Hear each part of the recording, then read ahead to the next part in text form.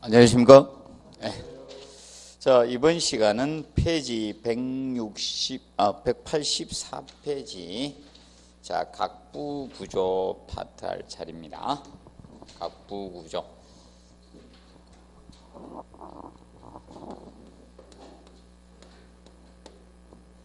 자, 이 각부 구조 부분에서는 기본적으로 뭐 기둥이나 보나 이런 바닥판 같은 각부 구조를 이야기하고 있습니다. 자, 먼저 기둥 부분이 나옵니다. 기둥. 기둥은 우리가 시험 문제에 지문 정도 출제가 언급이 되는 정도고요. 구체적으로 출제가 되는 파트는 아닙니다. 자, 왜 그런가 하면 이 골조 구조, 라멘 구조에서는 보통 기둥보다 보 파괴를 유도합니다. 지진이 왔을 때, 혹시 지진이 와서 건축물이 파괴되면 보가 지진 에너지를 흡수하도록 설계를 보통 합니다. 그래서 기둥보다는 보의 위주로 시험을 출제합니다. 자, 그러면 기둥은 우리가 알아두실 것이 기본적으로 몇 가지만 정리하시면 됩니다. 자, 기둥이 되기 위해서 첫 번째, 일정한 규격이 돼야지 기둥으로 인정합니다. 원형 기둥이든 우리가 사각형 기둥이든 기본적이 이렇게 됩니다. 최소 단변 치수가 20cm 이상이 돼야 됩니다. 20cm 이상이 되면서 그 단면적이 600제곱cm 이상이 돼야 돼요. 600제곱cm 이상이 되면 이것을 기둥이라고 칭합니다. 기둥의 기준은 단면적과, 자, 그래서 이 정도 돼야지 기둥으로 인정을 우리가 해줍니다. 그래서 그 페이지 185페이지 보시면 기둥의 구조 제안에서 1번의 단면 크기에서 나오죠. 치수, 단변 치수가 최소한 얼마 이상 돼야 된다? 20cm 이상이 되면서 면적이 600제곱cm 이상 되면 이것을 기둥이라고 봐줍니다. 그리고 시험에는 2번 가지고 언급이 되었었습니다. 자, 이 주근 개수적인 측면을 다뤘습니다. 자, 주근이라는 것은 메인바죠. 이 주근은 주철근, 주응력을 받아주는 철근을 주근이라고 합니다.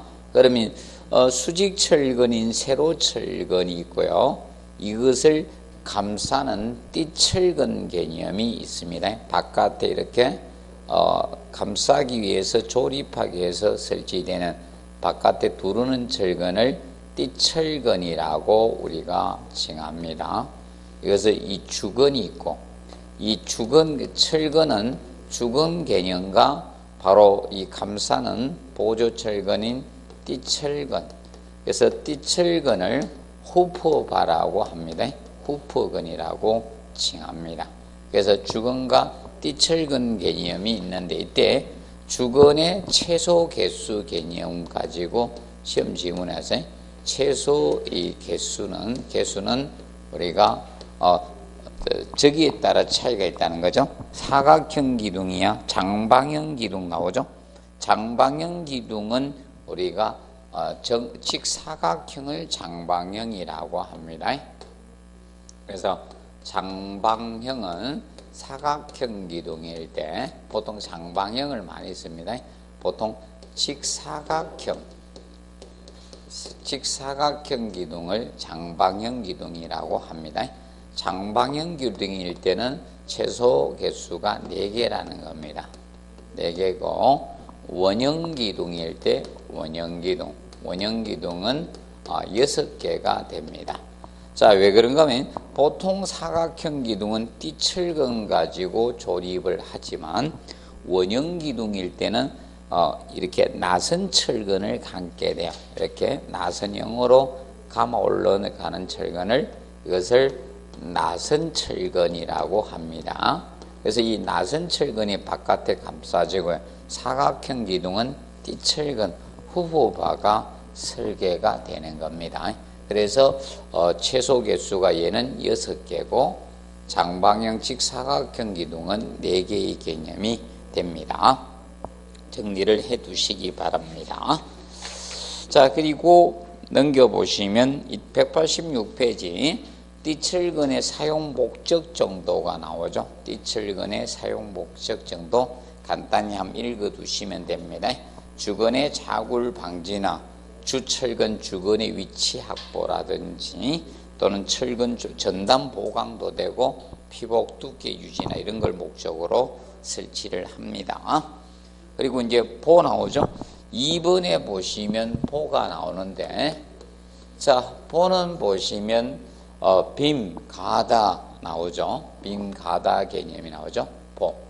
보의 개념은 우리가, 자, 보의 경우는 지금 현재 보시면 빔이나 가다 개념이 있는데, 이 보에서는 가다는 기둥과 기둥을 연결하는 수평부재가 보통 가다의 개념이고, 빔은 작은 보를 이야기합니다. 거기에서 빔은 작은 보입니다. 빔은 작은 보를 뜻해요. 큰 보와 큰 보를 연결하는 보를 작은 보라고 칭합니다. 자, 그러면 보에서는 우리가 알아두실 것이, 자, 여기에서 됩니다. 자, 이 죽은 백은 힘 모멘트에서 배근을 해요. 힘 모멘트에 의해서 배근이 되고요. 배근이 이루어집니다. 그리고 거기 페이지 187페이지 그림에 보시면 주근해가 나오죠. 주근 개념이죠. 이것은 힘 모멘트에서 배근을 합니다. 그래서 쉽게 이 기둥이 있고 기둥과 기둥을 연결하는 수평부재인 보가 이렇게 있습니다. 자, 그러면 힘 모멘트는 자 이렇게 발생을 합니다. 이렇게 처지겠죠. 이런 식으로 이렇게 힘 모멘트가 발생이 됩니다. 이런 형태로 힘 모멘트가 발생하는데, 여기에서 제로가 되는 지점이 4분의 1 지점이 제로가 돼요. 4분의 1 지점이 제로가 되고, 이때 자 요거죠. 지금 현재 이렇게 보시면, 자 여기가 담부 개념이 됩니다. 담부, 센터, 중앙부라고 칭합니다. 그러면 담부 쪽은 상부에서 힘 모멘트가 생겨요. 그럼 힘 모멘트가 발생하는 부분에 사실 여기에 뭐가 생깁니까? 인장력이 잡아당기는 힘이 생깁니다. 인장력, 잡아당기는 힘이 발생합니다. 그래서 주근은 담부 쪽은 상부에 많이 배근을 하는 거야. 그래서 이 굽힘철근을 사용을 한 겁니다. 담부 쪽은 굽힘철근이 상부에 가다가 중앙부에서 하부로 내려왔다 다시 올라가죠. 이 굽힘철근을 사용을 한 형태가 되는 겁니다. 그래서 힘 모멘트에서 주근 배근이 이루어집니다. 그래서 이제 주근은 담부에서는 하부보다는 상부에 많이 배근이 되는 겁니다. 그래서 거기에서 몇 가지 체크를 간단히 하도록 하겠습니다. 그럼 먼저 주근 배근은 볼을 따졌을 때 볼을 크게 이렇게 보면요, 기둥과 기둥을 연결하는 수평부재가 보가 아닙니까?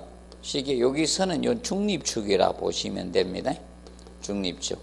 그러면 볼을 4등분으로 이렇게 나누면, 자, 이 부분에 인장력이 모멘트가 생기기 때문에 잡아당기는 힘이 여기에 생깁니다. 빗금천주 부분에. 볼을 하면 이 부분에 사실상 모멘트가 발생하기 때문에 여기 주근량을 많이 써줘야 되는 겁니다. 그래서 제가 빗금친 부분에 주근량을 많이 배근해야 되는데 이 부분입니다. 이 부분에 자 인장력이 발생이 됩니다. 이 부분에서. 그러면 담부 쪽, 그래서 담부, 양담부에는 주근 배근을 어디에 많이 해야 된다? 상부에 많이 배근하고, 중앙부에는 어디에 철근량을 많이 배근한다? 지금 빗금친 부분에 주근량을 많이 배근해 주면 되는 겁니다. 그래서 187페이지 그 그림 보시면 있죠? 철근 하나 더 많이 썼죠? 굽힘 이렇게 그 그림에 보시면 굽힘철근 있죠. 이렇게 상부에서 이렇게 위에서 가다가 이리 내려와서 굽혀 갔다 다시 이렇게 올라간 철근 보이죠? 이 철근 가지고 주건 양을 조절해 준 겁니다. 굽힘 철근 가지고 그 개념 알아두시고, 그 다음에 늦근백은 페이지 187페이지 하부에 보면 뭐가 있습니까? 늦근이 나오죠. 그래서 이제 감싸는 철근, 거기 187페이지 그 그림에서 보시면 감싸는 철근이 나옵니다. 옆방.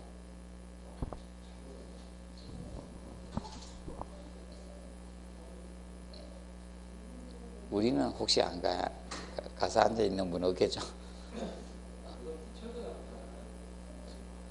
간단히 이거죠.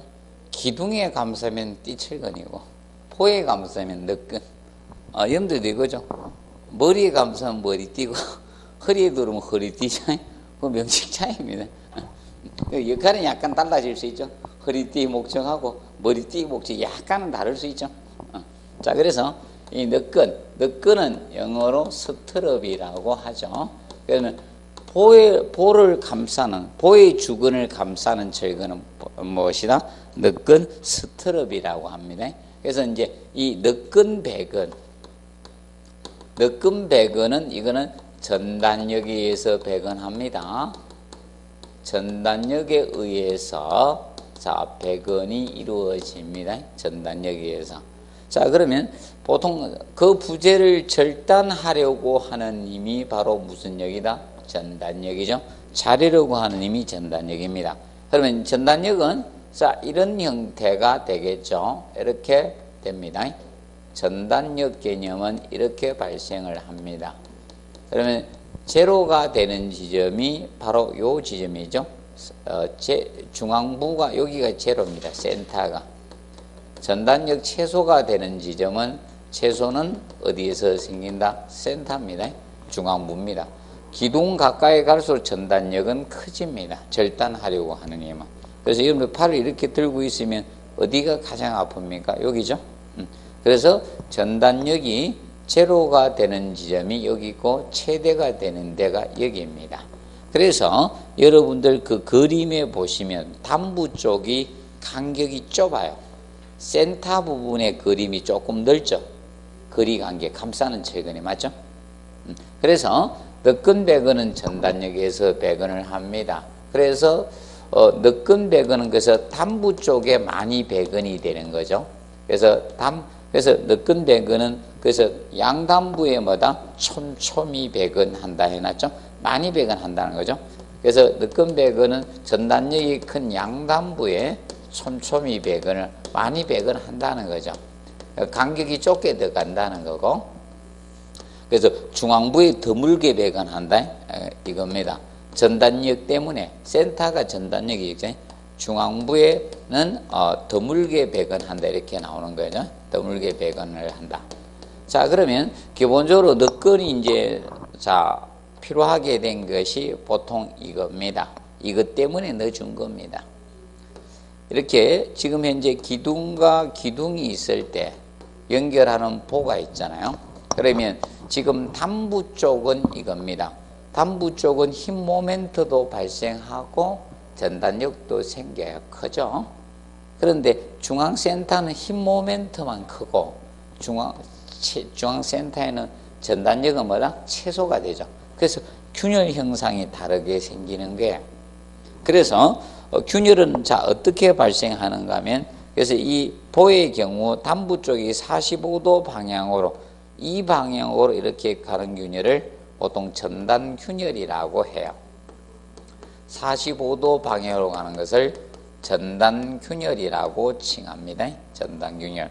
사실 전단 균열은 이 두 가지 힘에 의해서 생기는 겁니다.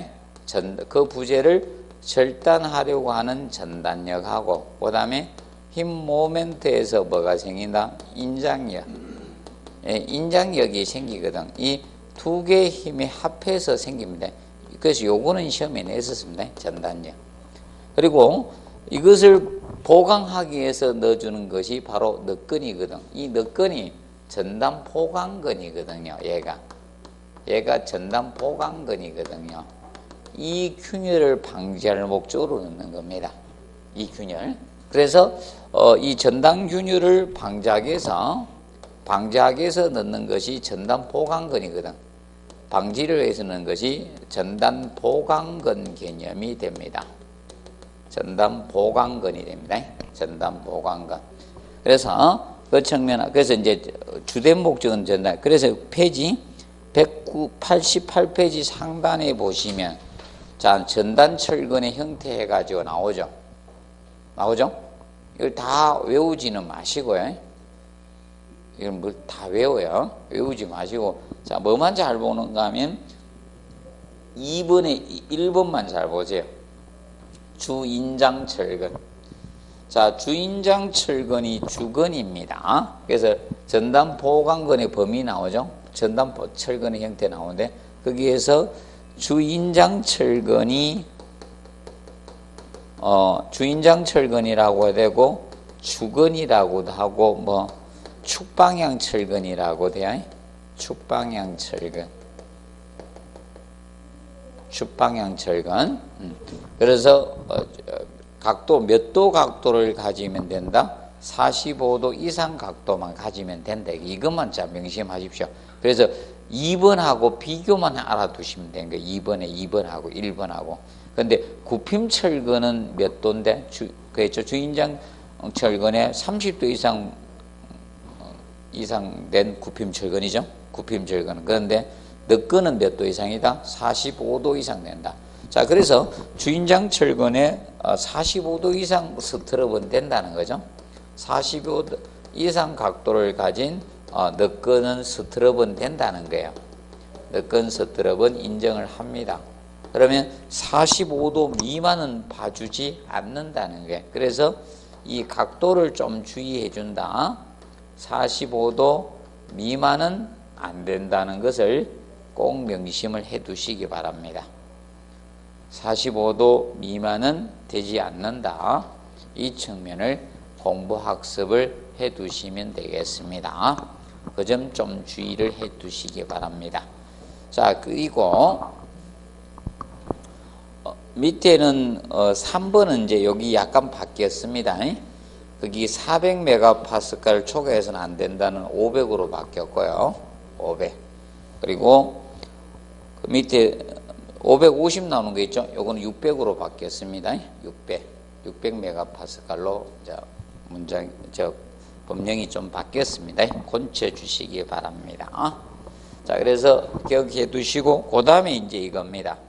자, 요 밑에, 여기 균열이 생기는 거, 중앙부의 하부의 수직으로 균열을 가는 거, 요것을 흰 균열이라고 합니다. 이거는 흰 모멘트에서 생깁니다. 인장력에서 발생하는 거예요. 이거는, 자, 흰 균열은 뭐에서 발생한다? 인장력. 흰 모멘트에서 인장력에서 생기는 겁니다. 인장력. 잡아당기는 생깁니다. 그래서 그러면 이 보강을 하기 위해서는 뭘로 하면 되는가 하면 주인장 철근량을 늘려주면 돼요.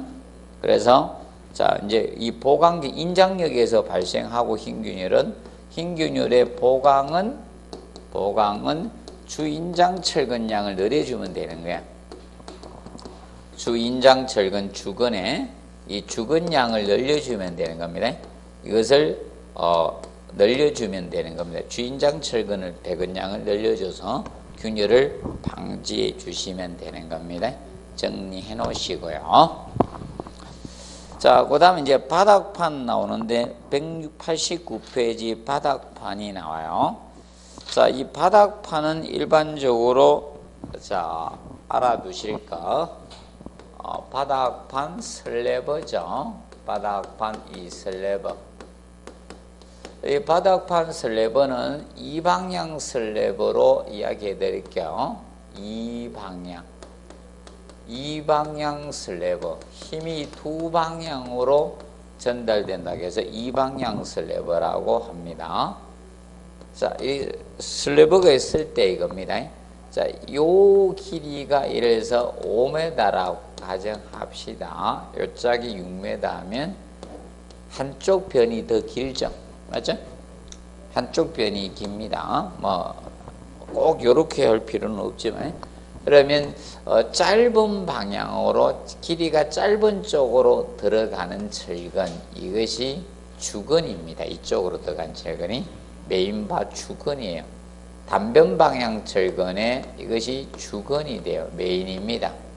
메인이고, 그거의 직각 방향으로 긴 방향으로 가는 철근이 이것이 배력근이라고 해요. 배력근. 배력근이라는 것은 힘을 갖다가 뭐다? 분산, 응력을 분산해 주는 철근을 힘력자 아닙니까? 힘을 분배해 주는 철근이다. 그래서 배력근이라고 해요. 배력근. 그래서 이 방향 슬래브에서는 단변 방향으로 주근을 배근하고요. 그 다음에 긴 방향으로 배력근을 배근을 합니다. 기본적으로. 그런데 원웨이브 슬래브, 일방향 슬래브, 양변의 비가 2보다, 변장비 짧은 변에 비해서 긴 변의 길이 비가 2보다 적으면 2 이하일 때는 보통 이방향 슬래브랄까. 그런데 보통 일방향 슬래브는 이런 경우입니다. 단변에 비해서 길이가 장변이 긴 것을 일방향 슬래브랄게요. 이쪽으로 폭은 3m 밖에 안 되는데 이쪽으로가 너무 길어요. 이쪽이 9m다 가정합시다. 이런 슬래브가 있다. 그러면 짧은 변에 3분의 9 하면 이건 2보다 커버리죠. 맞죠? 아닙니까?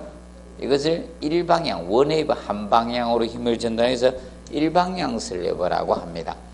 그러면 일방향 슬래브일 때는 주근 메인은 어디로 가는가 하면 단변 방향으로 가는데 똑같이 주근이에요. 이것이 메인 주근이고요. 그 다음에 장변 방향으로 배근하는 철근, 이것을 여기는 힘을 분배를 짧은 쪽으로 밖에 안 간다는 그 힘은. 그래서 원웨이브 슬래브, 일방향 슬래브는 한 방향으로 힘이 전달된다는 겁니다. 그러면 장변으로 가는 철근, 이것은 온도 철근이라고 해요. 온도 철근. 온도 철근은 이제 건조 수축 균열 방지 목적으로 넣어주는 철근을 우리가 온도 철근이라고 합니다. 이렇게 넣어주고 있다는 점 간략히 정리를 해 두시기 바랍니다. 자, 요 정도 한번 봐 두시고요. 그 다음에 이제 거기에서 191페이지, 거기 나오는 플랫 슬래브 있죠? 플랫 슬래브는 앞에서 했습니다. 무량판 구조였죠. 라멘 구조에서 볼을 뺐다 했죠. 바닥판의 하중을 바로 기둥이 바로 전달해 주는 것을 이 플랫 슬래브 구조입니다. 그래서 간단히 보시고, 그래서 192페이지에 그 무량판 구조 나오는데 플랫 슬래브 구조가 나오죠. 한번 읽어 두십시오. 얘는 볼을 설계하지 않기 때문에 실내 이용률 점이 좋아지죠. 그래서 보호가 없기 때문에 층 높이를 낮게 할 수 있는 게 플랫 슬래브 구조가 됩니다. 근데 단점은 주두 부분이 철근 배근이 복잡해져요. 왜 그런가 하면 바닥판하고 기둥을 직접 접촉하기 때문에 접합부 강성 부분이 떨어지니까 펀칭 전단이 발생할 수가 있어요. 그래서 지판하고 주두가 보강을 해줬거든요. 그래서 주두 철근 배근이 복잡고요. 라멘 구조보다 이 접합부 강성이 떨어지거든요. 그 정도 한번 간략히 한번 알아두시고요. 그 다음에 장선 슬래브 나오죠. 장선 슬래브는 일반 바닥판은 이렇게 생겼잖아요. 일반 바닥판은 이런 형식이거든요. 일반 바닥판은 이렇게 생겼는데, 자, 일반 슬래브의 경우는 이겁니다. 장선 슬래브는 이렇게 해준 겁니다. 장선 슬래브는 일정한 간격으로 이렇게 보강이 된 거예요. 이런 식으로. 이렇게 슬래브 바닥판이 있을 때 이 밑에 철근 콘크리트 보강이 된 겁니다. 한 방향으로. 이거는 장선 슬래브고요. 원래 마루너를 깔 때 마루너를 바닥을 공사할 때 밑에 받치는 각재거든. 그게 원래 장선이라는 게. 원래 여러분들이 그냥 마른 을을 쭉 깔면 축 처지가 안 되겠죠. 그래서 받쳐주기 위해서 목재를 넣어주거든요. 원래 그걸 장선이라 하는데, 슬래버에서 마른 을과 같이 밑에 보강이 된 게 있다 해서마다 장선 슬래버라고 하는 겁니다. 그런데 그 밑에 9번에 워플 슬래버 나오죠. 워플 슬래버는 이방향 장선 바닥판이야. 장선이 한 방향으로 이렇게 가면 무엇이다? 이것은 장선 슬래버. 이것이 양방향으로 X, Y축으로 다 가면 무엇이다? 이방향 장선 슬래버를 워플 슬래버라고 합니다. 그래서 우리가 와플이라고 보통 많이 하죠. 이거 드시는 거, 잼 발라 드시는 거 있죠? 크림 발라 드시는 거 맞죠? 그 벌집 모양이잖아. 그렇죠? 간단히 한번 봐두시고요. 자, 그 다음에 넘겨서 196페이지 이음새 나옵니다. 이음새는 뭐 나온 지 얼마 안 돼 가지고요. 아직은 좀 나오기 힘든데, 그러면 이음새는 조인트 줄눈 부분이 되겠죠. 그래서 이음새는 1번에 신축이음하고 4번에 조절줄눈하고 5번에 지연줄눈 있죠. 1번에 신축이음 개념, 신축줄눈하고 익스펜션 조인트하고 4번에 조절줄눈, 조절줄눈하고 5번에 지연줄눈. 자, 이것들은 균열 방지용 줄눈입니다. 이거는 균열 방지용 줄눈이고요. 줄눈입니다. 그리고 거기 2번에 시공이용 컨스트럭션 조인트하고 시공이음하고 3번에 홀더 조인트가 나오죠. 홀더 조인트. 자, 이 두 가지는 콘크리트 이어붙기로 생기는 거죠. 콘크리트 이어붙기로 발생하는 줄눈이죠. 발생하는 것이 됩니다. 발생하는 거 조인트고요. 다음 균열 방지용 줄눈을 하면 얘들이에요. 얘들입니다. 혹시 고로쇠 이런 거 낼 수도 있어요. 균열을 방지할 목적으로 설치하는 줄눈은, 조인트는, 이음새는 이렇게 낼 수가 있는 겁니다. 설명형은 냈기 때문에 그럼 앞으로 다른 유형이 나온다는 거예요. 다른 유형이. 그걸 이제 준비하시면 됩니다. 자, 그리고 그 다음에 요 두 가지는요, 다른 재료를 사용을 하는 겁니다. 이거는 균열을 방지할 거고, 이거는 이제 다른 재료를 사용해서 조인트를 둔 거예요. 다른 재료를 사용을 합니다. 넣는 겁니다. 그런데 지연줄눈이죠. 지연줄눈은 이거는 다른 재료를 사용하는 게 아닙니다. 그래서 어떻게, 이거는 임시줄눈 형태로 주는 겁니다. 임시줄눈 형태로. 자, 어떤 개념인가 하면 너무나 바닥판이나 벽 같은 게 너무 크게 친다는 거예요. 뭐 바닥이 됐든 벽이 됐든 관계없어요. 벽이든 바닥이든. 쉽게 그리기 위해서 이제 벽을 그리세요. 뭐 바닥판은 높이면 바닥판이고 맞죠? 그러면 너무 길어요. 너무 길다 보니까 균열이 생길 수밖에 없다는 거야. 뭐 보통 나중에 건조 수축하면 당겨질 수밖에 없죠. 수축하니까 균열이 가니까 콘크리트 한꺼번에 다 안 치는 거야. 이렇게 놔두는 거예요. 여기 임시로. 여기는 콘크리트를 안 치고, 그럼 이렇게 해서 놔두고 여기를 버려주고 여기를 먼저 콘크리트 치고요. 또 나중에 건조 수축 다 돼가 다 당겨졌죠. 그럼 균열 안 생겼을 겁니까? 나중에 여기를 콘크리트 여기를 나중에 쳐주는 거예요. 요거는 여기는 콘크리트 탓을 시기를 다르게 한 겁니다. 콘크리트 이 탓을 이 시기를 갖다가 조절해 가지고, 그럼 다른 재료를 쓴 건 아니다. 임시로 조인트를 뒀다가 메우는 겁니다. 그래서 지연줄눈은 거기 해놨죠. 그래서 알아두실 것이, 얘는 명심해 두실 것이 다른 재료를 사용하는 것은 아닙니다. 그래서 슬래브나 벽을 일정 부분 떨어뜨려 놓고 콘크리트 탓을 하는 임시줄눈입니다. 그러면 콘크리트가 나중에 수축에 의해서 균열이 생길 수밖에 없죠. 그걸 방지하기 위해서 이렇게 넣어주는 거예요. 자, 그러면 이겁니다.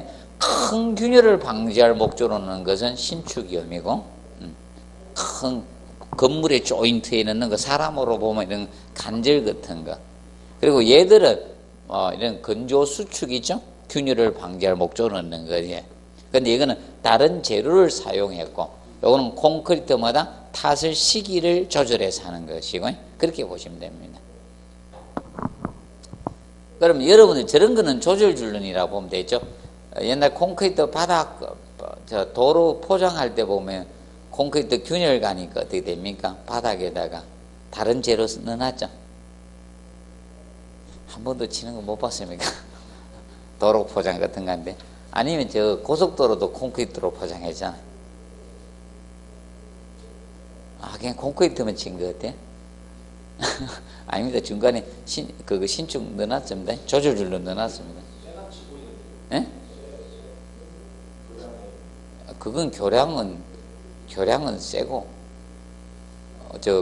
바닥은 세 아니죠. 바닥. 그거는 틀립니다. 교량하고는. 자, 봐두시고요. 그 정도 한번 보고, 그 다음에 이제 페이지 204페이지 지붕공사 보도록 하겠습니다. 페이지 204페이지 지붕공사. 올해는 잘하면 안 나올 수도 있을 가능성이 상당히 높습니다. 앞전에 총합 문제로 갔거든요. 전반적인 총합 문제로 갔기 때문에 잘하면 안 나올 가능성도 좀 있다. 그래서 지붕은 0에서 한 문제 정도로 접근하시고, 그러면 물매는 사실 지붕에 뭐 두는 거? 경사 기울기 두는 겁니다. 지붕에 눈이나 비가 내리면 이것을 빨리 내려보내기 위해서 경사를 두는 것을 물매라고 합니다.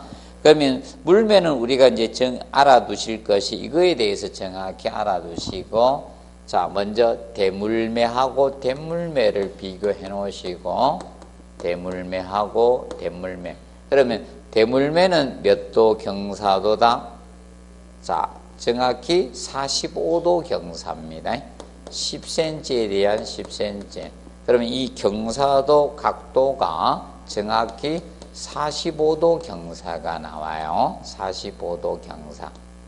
그래서 이 45도 경사 물매를 무슨 물매라 한다? 대물매라고 합니다.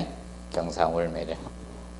경사를 우리가 대물매라고 하고, 근데 대물매는 45도 이상을 의미합니다.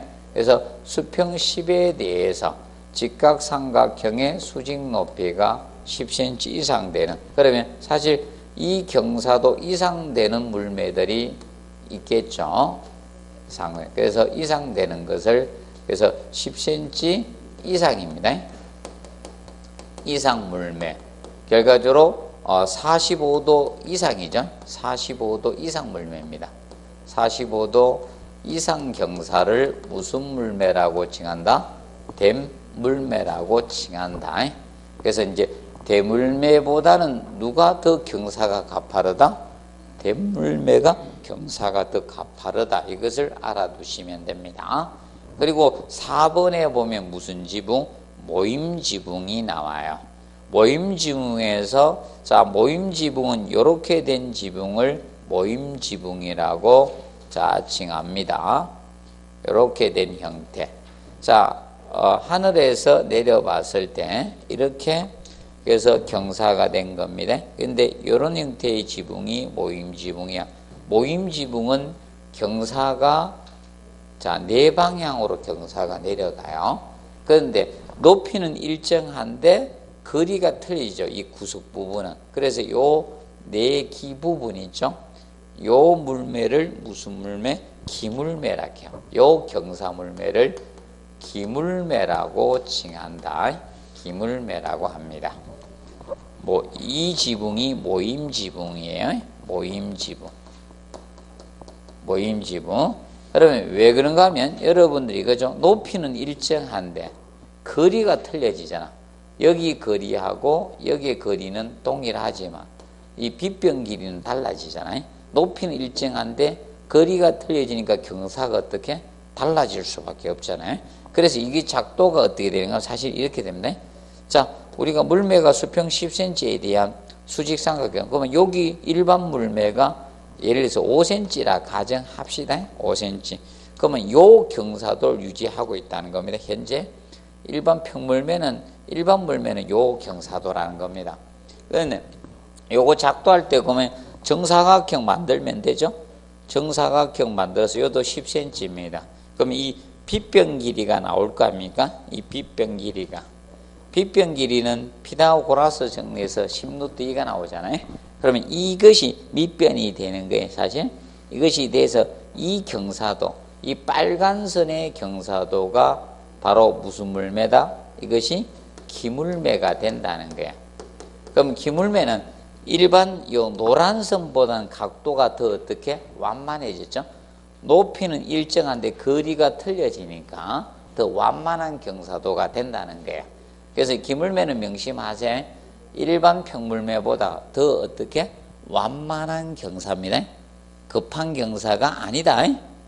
자, 그걸 기억하시면서 그러면 기물매는 요거 일반 물매가 5cm라고 보면 어떻게 계산한가 하면 5cm에다가 일반 물매에다 곱하기 0.7을 곱해주면 돼요. 원래 루트 2로 나눠야 되는데 0.7을 곱하면 3.5cm 물매가 되는 거예요. 그래서 이것이 기물매가 되는 거예요. 이 지붕이 일반 물매가 5cm라 가정하면 바로 3.5cm 물매가 되는 겁니다. 경사가 더 완만해진다. 그러면 물매는 수평 10에 대한 수직 높이로 나타내는 게 이거의 비율로 경사도를 나타냅니다. 건축에서는 수평에 대한 수직의 비율이에요. 경사도가. 근데 토목에서는 수직에 대한 수평의 경사도로 나타내고 토목하고 건축하고 차이가 있습니다. 건축은 수평에 대한 수직의 비율로 나타낸다는 점을 기억을 해 두시면 되겠습니다. 자, 그리고 205페이지. 자, 그러면 요거는 아직 안 냈어요. 기물매는 아직 기출되지 않았습니다. 자, 그리고 물매 일반적 사항은 시험에 많이 냈었습니다. 근데 또 낼 수 있다. 물매 일반적 사항은. 그래서 2번에 보시면 물매 일반적 사항에서 보시면 먼저 지붕 면적 나오죠. 지붕 면적, 지붕 크기를 이야기하는 거죠. 지붕 크기. 그래서 지붕 면적 크기하고 자 물매 경사는 물매 이 경사 이 기울기는 물매 경사 기울기는 비례관계라 했죠. 이 두 가지는 비례관계에 성립이 된다. 그래서 지붕 면적이 커지면 물매는 어떻게 급한 경사로 한다. 자, 그리고 물매를 비교할 때 이 용어를 씁니다. 자, 우리가 비교할 때 A하고 B하고 비교할 때 쓰는 것이 물매를 되게 한다, 뜨게 한다. 자, 되게 한다는 것은 급한 경사로 한다는 거고, 급경사, 급한 경사. 뜨게 한다는 것은 완만한 경사로 한다는 겁니다. 완만한 경사로 처리한다는 겁니다. 그래서 기억하실 거, 비교할 때 쓰는 것은 앞으로 기억하세요. 되게 한다, 뭐다? 뜨게 한다. A하고 B를 비교할 때, A가 B를 비교할 때는 물매를 비교할 때 물매를 쓸 때 A와 B를 비교할 때 쓸 때는 되게 한다, 뜨게 한다 이렇게 했습니다. 그래서 그 205페이지 상단에 보시면 그래서 지붕 면적이 클수록 자 물매는 어떻게 되게 급한 경사로 한다는 거예요. 급경사로. 자, 예를 들어서 이겁니다. 자, A 지붕은 요만한 지붕이 있고 이런 지붕이 있고 B 지붕은 더 크네요. C 지붕은 더 크네요. 더 커집니다. 그럼 틀려질 거 아닙니까? 맞죠? 경사도가. 얘보다는 얘가 더 급한 경사를 해야 되겠죠? 얘하고 C는 얘가 더 급한 경사를 해야 되죠? 그겁니다. 지붕 면적이 클수록 그 위에 내리는 눈은 어떻게? 많죠? 많아집니다. 맞죠? 그럼 빨리 내려보내야 되는 거예요. 자, 기억을 해 두시고. 그래서 이거죠. 나중에 비가 내린 유역이 많으면 막 강에 엄청나게 범람을 하잖아요. 맞죠? 많은 비가 내리기 때문에, 맞죠? 한쪽에 모이면 난리 나잖아요. 그래서 서울의 강에 한강이 된 이유가 그거죠. 우리나라 유역 범위 제일 넓은 게 한강이죠. 맞죠? 학교 다닐 때 안 배우셨습니까? 자, 보시고. 그래서 이제 이거 개념. 그리고 이거하고 2번하고 헷갈리지 않도록 공부해 두면 돼요. 2번하고. 지붕 재료의 크기하고. 자, 이 지붕 재료의 크기하고 주의하시면 된다. 지붕 재료의 크기하고 물매는 이 경사는 기울기는 무슨 관계다? 반비례 관계다. 얘는 반비례 관계다. 반비례 관계입니다. 그래서 재료의 크기가 커지면 어떻게 물매를 완만하게 할 수 있고, 반대로 재료의 크기가 적어지면 물매를 어떻게 급한 경사로 해야 돼? 크게 해야 돼. 자, 그래서 지붕 재료가 적은 걸 쓰면 많은 이음부가 발생이 됩니다. 그럼 이음부가 발생이 되면 누수의 가능성이 어떻게 높아지기 때문에 급한 경사로 처리해야 된다는 거예요. 그래서 여러분들 자연에 가서 있죠. 자연에 가서 이 풀 가지고 있죠. 나뭇잎 가지고 하려면요. 재료가 작은 것만 극경사를 해야 돼. 지붕 너무 완만하게 하면 새. 극경사를 되고, 그러면 재료가 커지면 이제 조금 더 급한 경사를 안 해야 된다는 겁니다. 그렇게 알아두시면 됩니다. 그리고 공사는 어떻게 해야 된다? 지붕은 원칙은 아래에서 위로 공사해야 돼. 기와익기 이런 거 다 공사할 때 보면 어떻게 합니까? 아래에서 위로 가죠. 공사하는 거 한 번씩 보신 분들 생각날 겁니다. 방수도 그래서 기본이 어떻게 아래에서 위로 가는 게 기본이에요. 예외는 특별한 경우 있어요. 그때는 겹친 길이가 또 추가됩니다. 특별한 경우는. 기본은 어디에서? 아래에서 위로. 그래서 우리도 머리 깎을 때 어디부터 보통 깎습니까? 뒤통수 여기서부터 깎고 올라오죠. 맞아요? 여성분들 다 깎아 잘 모르죠? 남성들은 정말 처음에 바리깡 딱 갖다 대고 있죠? 마지막에 얘기 정리해 주죠? 혹시나 없어가지고 정리 안 할 분들 예외고. 자, 보시고. 그리고 이제 그 물매의 최소한도 나오죠? 물매의 최소한도는 이거 거의 냈습니다. 이렇게. 저기 물매도 내고, 비교하는 것도 내고, 지문도 내고 다 냈는데 순서만 남았습니다. 그 표는 3번에 물매의 최소한도 나오죠? 이 최소한도는 크기 순서입니다. 순서만 남았습니다. 순서만. 근데 잘 안 낼 거예요. 마지막에 낼 것 같아. 느낌이 올해도 잘 안 될 것 같아. 그래서 혹시나 5cm 있죠? 4cm, 3cm, 2.5cm가 나오죠. 그 5cm는 슬레이트 소형판, 그리고 널이나 이역. 널은 이거잖아. 목재를 이렇게 폭에 비해서, 두께에 비해서 넓이를 넓게 켠 게 뭐다? 널이죠? 이 널판지라고 하잖아. 맞죠? 이거 보고 널빤질 안 하죠. 이런 걸로 널빤질하게 해요. 그래서 단오는 날 널뛰기 하지. 강목뛰기 안 하죠. 강목뛰기 하면 날아가요. 알죠? 이런 목재로 하면 날아갑니다. 그래서 휘어야 되니까 두께가 얇은 걸로 하잖아. 예.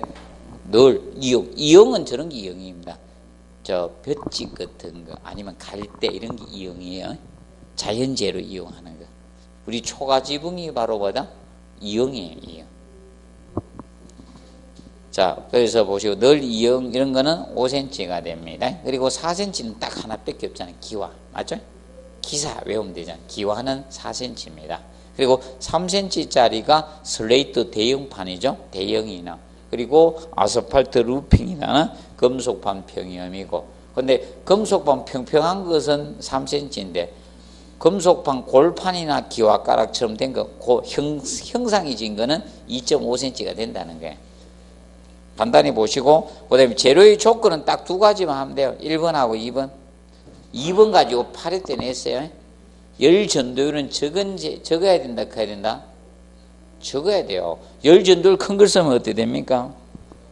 참 좋겠죠. 여름에 덥고 겨울 춥고. 그래서 전도율 이거 가지고 냈고, 그 다음에 이게 불연제해야 되는데, 문제가 이거죠. 우리나라, 자, 봅시다. 옛날에 있죠? 양반들은 뭐다? 기와집에서 불연재료가 맞았죠? 맞아? 불연재료가 맞았는데, 의천민들은 어떻습니까? 보통 이 평민들이나 이런 사람들은 지붕이 초가지붕이죠? 불연재료가 아니었습니다. 쉽게 공사할 수 있는 걸로 갈 수밖에 없잖아요. 맞죠? 그래서 그거 되는데, 대신 벽은 있잖아요. 우리나라, 보통 평민들은 뭘 있습니까? 벽돌로, 흙벽돌로 이렇게 쌓잖아. 맞아요? 그런데 양반들은 뭡니까? 추웠죠? 목재로 지면서 뭐가 됩니까? 창호를 뭘로? 그렇게 했고. 이제 걔들, 양반들은 기둥이 어떻게? 벽으로 만든 이런 부분이 마루, 이런 목재로 많이 있었죠? 거기 불 잘 탔고. 그 다음에 평민들은 뭐다? 지붕이 불이 잘 탔습니다. 그래서 뭐다? 1번. 내수 내풍제이고 섭대한 신축은 어떻게? 적어야 돼. 그 책값이 적으면 돼. 될 수 있으면 적으면 돼. 맞아? 신축도 적고, 열 전도율도 어떻게? 적은 재료가 좋은 재료다. 이렇게 보시면 되고. 그 다음에 넘어가 봅니다. 지붕의 형태. 자, 지붕의 형태는, 자, 그 박공 지붕 있죠? 두 방향으로만 경사가 진 게 뭐다? 박공이에요. 자, 아파트 경사 지붕 댕기기 박공이에요. 양쪽으로만 경사 졌잖아. 맞죠? 이게 박공이야. 이 박공이고, 아까 모임 지붕은 어떻게? 네 방향으로. 네 방향. 작년에 지문 나왔어요. 박공 지붕이 네 방향으로 경사가 졌다. 이렇게 나왔습니다. 명심하세요. 둘이 비교해야 돼. 모임 지붕은 무슨 방향? 네 방향으로 경사가 졌죠. 맞죠? 지금 네 방향이잖아요. 맞죠? 네 방향으로 경사가 졌고요. 박공은 어느 쪽으로? 두 방향으로만 경사가 진 게 박공이야. 아파트 경사 지붕이 이겁니다. 박공. 아파트 보면 이렇게 높은 아파트들 층수가 높은 게 경사가 졌죠. 에이, 층수 낮은 것들 경사 안 졌잖아. 11층 이상 되는 아파트 중에 일정한 바닥 면적 일정 이상 되면 있잖아요. 경사 지붕으로 하거든요. 그거는 이제 헬리포트를 설치하기 위해서 우리가 하였습니다. 그래서 경사 지붕 있는 아파트 보셨죠? 대전에도 있을 건데 서울에 엄청 많은데 저희 아파트가 바로 이 박공집으로 되어 있거든요. 그래서 요새 소장님들 이거 떨어져 나가요. 이 박공지붕 그 위에 뭘 했는가 하면 저거 아스팔트 저거 했잖아. 싱글 했잖아. 싱글 부착하고 오래된 아파트, 그러니까 90년도에 지어진 아파트들 있죠. 여기 80년도 후반부터 90년도에 집중적으로 아스팔트 싱글이 지붕이 공사됐거든요. 경사지붕 90년도에. 그래서 이제 그게 이제 노후화되니까 어떻게 바람 불면 어떻게 날아가는 거예요. 하나씩. 그거 보고, 그래서 그 두 가지 비교해 두시고, 그리고 하나 더 봐도요. 작년에 이제, 제가 하는 지붕은 꼭 봐둬야 돼. 교수들이 중요하게 얘기하는 거예요. 작년에도 지문 그 박공 가지고 냈잖아요. 제일 첫 번째 지붕 가지고 언급한 거야. 아파트 지붕 관계도. 아파트하고 전혀 관련 없는데, 거기, 자, 몇 번인가 하면 톱날 지붕 나오죠? 8번입니까? 톱날 나오죠? 예, 알아두세요. 톱날 지붕. 톱날 지붕은 어디에 쓰는가 하면 톱날 지붕은 여기에 쓰는 겁니다. 요거는 방직 공장 같은 데 많이 썼던 거다. 실내 조도 분포를 균일하게 할 목적으로 쓰는 거예요. 균일할 목적으로 둔 겁니다. 그러면 창을 어디에 두는가 하면 지붕에 두는 겁니다. 창을 지붕에 두는데, 그러면 창을 남쪽으로 둘까요? 동쪽으로 둘까요? 서쪽으로 둘까요? 북쪽으로 둘까요? 북쪽으로 두는 겁니다. 이 톱날 지붕은 창을 북쪽으로 둬가지고 직사일광이 안 들어오도록 하는 게, 그러면 직사일광이 안 들어오면 조도가 균일할 거 아닙니까? 그리고 안에는 인공조명을 켜는 거예요. 그렇게 해서 하는 조명이 이 톱날 지붕이 실내 조도 분포를 균일하게. 그래서 우리나라 옛날에 섬유 하랑일 때, 우리나라 산업이 초반에 섬유부터 먼저 했죠. 초반부터 막 반도체 만들고 이런 건 아니었잖아요, 맞아? 지금 우리나라 반도체가 지금 반도체하고 차하고 두 개가 거의 먹여 살리고 있죠. 자, 그래서 이겁니다. 실내. 그래서 이 톱날 지붕이 어디 방직 공장에 썼던 거든. 방직 공장. 그리고 명심하세요. 창을 어디로 뒀다겠어요? 천장에, 지붕에 뒀는데 어느 북측으로 둔 거. 명심하세요. 그리고 얘는 경사가 한 방향으로만 간 거야. 북측 방향으로만 경사가 진 겁니다. 그래서 얘는 한 방향으로만 경사가 진 겁니다. 아니다, 남측으로 경사 지었습니다. 말을 잘못했다. 남측으로. 북측에다가 이렇게 창을 두거든요. 수직으로. 그래서 얘는 그건 몰라도 되고, 일단은 창은 어디에 둔다? 북측. 그리고 경사는 한 방향으로만 진 겁니다. 얘는 한 방향으로. 그 정도 혹시나 봐두시고. 금속판은요, 진짜 안 내네요.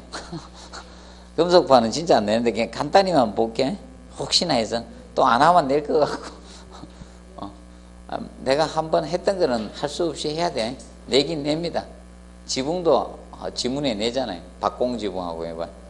그리고 이제 거기서 3번에 보면 동판 나오죠. 동판은 산에 대한 내구력은 있습니다. 근데 암모니아 가스가 발생하는 것에 부적합해요. 암모니아 가스가 생기는데 부적합합니다. 그래서 화장실에는 그래서 동이 없습니다. 자, 그리고 아연판 있죠. 아연판은 다 약해요. 산에도 약하고 알칼리 둘 다 약합니다. 특히 동판하고 아연판은 접촉하면 안 돼요. 동판하고 아연판. 그럼 이것도 안 되는 거예요. 예를 들어서 동판 공사를 하는데 고정을 하는데 아연 도금못으로 고정을 한다든지 이래도 안 돼요. 그러면 이 아연하고 동하고 접촉하면 누가 부식당하는가 하면 아연이 부식당해요. 얘가 금속의 이온화 경향 차이 때문에. 아연이 금속의 이온화 경향이 되는 율이 높죠. 그래서 옛날에 여러분 있죠. 가일이나 무 같은데 전류가 흐르나 안 흐르는 걸 테스트할 때 꼬마 전구 켜가지고 있죠. 딱 꼽았잖아요. 그게 한 선이 구리선이고 하나가 아연이잖아요. 실험 한번 했을 건데, 우리 촌동네도 했었는데, 안 합니까? 자연 있어 있잖아요. 우리 촌은 했는데, 우리 과학선생님이 좋았는가? 자연선생님.